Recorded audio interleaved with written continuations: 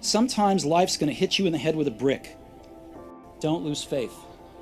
I'm convinced that the only thing that kept me going was that I loved what I did. You've got to find what you love. And that is as true for work as it is for your lovers.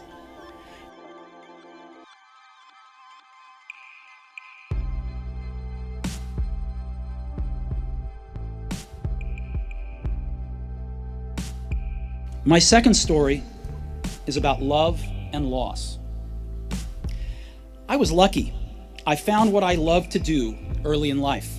Woz and I started Apple in my parents' garage when I was 20. We worked hard, and in 10 years, Apple had grown from just the two of us in a garage into a $2 billion company with over 4,000 employees.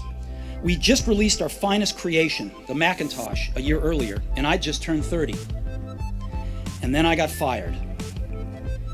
How can you get fired from a company you started? Well, as Apple grew, we hired someone who I thought was very talented to run the company with me. And for the first year or so, things went well.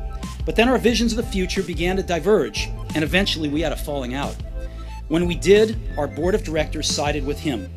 And so at 30, I was out, and very publicly out. What had been the focus of my entire adult life was gone, and it was devastating. I really didn't know what to do for a few months. I felt that I had let the previous generation of entrepreneurs down, that I had dropped the baton as it was being passed to me. I met with David Packard and Bob Noyce and tried to apologize for screwing up so badly. I was a very public failure, and I even thought about running away from the valley. But something slowly began to dawn on me. I still loved what I did. The turn of events at Apple had not changed that one bit. I'd been rejected, but I was still in love.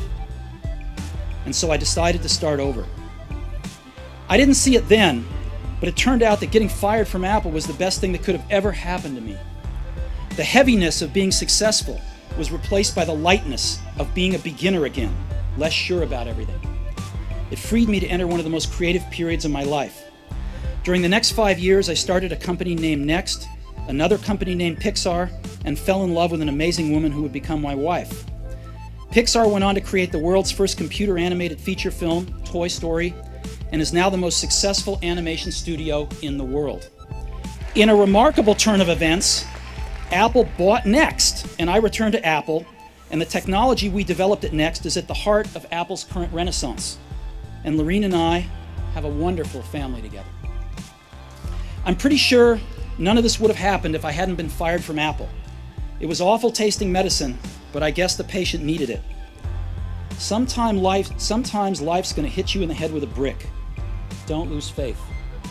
I'm convinced that the only thing that kept me going was that I loved what I did. You've got to find what you love, and that is as true for work as it is for your lovers. Your work is going to fill a large part of your life, and the only way to be truly satisfied is to do what you believe is great work. And the only way to do great work is to love what you do. If you haven't found it yet, keep looking and don't settle. As with all matters of the heart, you'll know when you find it. And like any great relationship, it just gets better and better as the years roll on. So keep looking, don't settle.